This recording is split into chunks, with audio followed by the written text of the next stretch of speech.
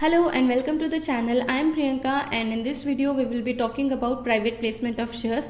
So as the name suggests, private placement means the placement, the offer, the invitation which is made to privately to a selected group of person. मतलब जहां पे हम general public को कोई offer नहीं कर रहे बल्कि कुछ सिलेक्टेड ग्रुप ऑफ पर्सन के लिए एक स्पेशल ऑफर निकाल रहे हैं, तो वो हमारा कहलाता है प्राइवेट प्लेसमेंट ऑफ शेयर्स। इसके अंदर किन को ये ऑफर किया जाता है, तो Indian financial institution, foreign financial institution, mutual funds, insurance company जैसे इंस्टीट्यूशंस को ये ऑफर किया जाता है। जहां हम जनरल पब्लिक के लिए कोई ऑफर नहीं निकाल रहे हैं, तो इसके अंदर कौन सी सिक्योरिटीज ऑफर की जाती है, तो इसमें equity shares, fully convertible debentures और पार्टली कन्वर्टेबल डिबेंचर्स को ऑफर किया जाता है, जिसके लिए कंपनी को एक स्पेशल रिजोल्यूशन पास करना पड़ता है और फिर वो स्पेशल रिजोल्यूशन उसे स्टॉक एक्सचेंज और रजिस्ट्रार ऑफ कंपनीज के पास में फाइल करना पड़ता है। अब इसके कुछ कंडीशंस हैं, वो हम पढ़ लेते हैं। तो पहला तो ये कि कोई भी कंपनी, जो सेक्शन है सेक्शन 42, उसके अंदर कोई भी company private placement offer letter issue कर सकती है। दूसरी कंडीशन ये है कि क्योंकि हम कहते हैं कि ये सेलेक्टेड ग्रुप ऑफ पर्सन के लिए है, इसमें हम जनरल पब्लिक को नहीं ऑफर कर रहे हैं, तो यहाँ पे जो मेंबर्स हैं जिन्हें ये ऑफर किया जा रहा है वो भी लिमिटेड होते हैं। यानी कि जिन्हें ये ऑफर किया जा रहा है वो 50 से ज्यादा नहीं होने चाहिए, should not exceed 50।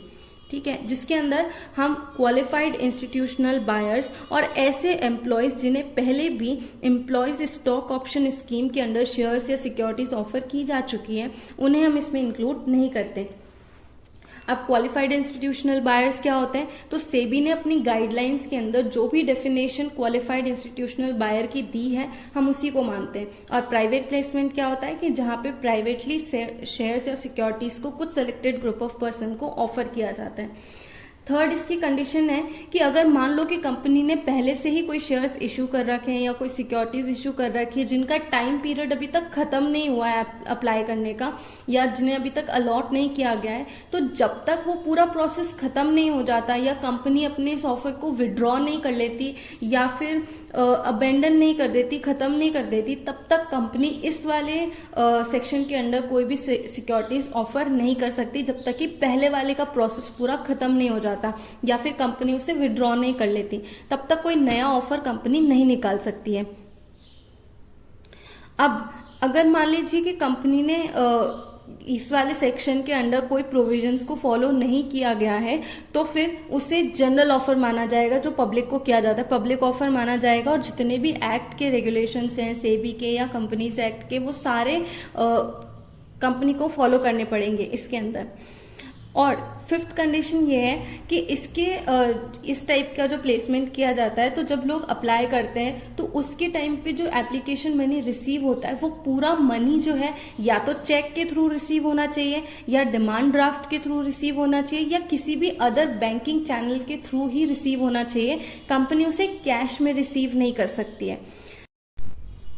Sixth condition और लास्ट कंडीशन इसकी ये है कि कंपनी को 60 डेज के अंदर अंदर, जब से उसे एप्लीकेशन मनी रिसीव हुई है उसके 60 डेज के अंदर अंदर अलॉटमेंट करना होता है। और अगर कंपनी ये अलॉटमेंट नहीं कर पाती है तो उसे नेक्स्ट 15 डेज में, मतलब जब ये 60 डेज का टाइम पीरियड खत्म हो जाएगा उसके बाद वाले 15 डेज के अंदर उसे रिफंड करना होता है। और अगर कंपनी फेल हो जाती है रिफंड करने के अंदर, तो फिर उसे 12% पर एनम के हिसाब से इंटरेस्ट पे करना पड़ता है from the expiry of 60th day.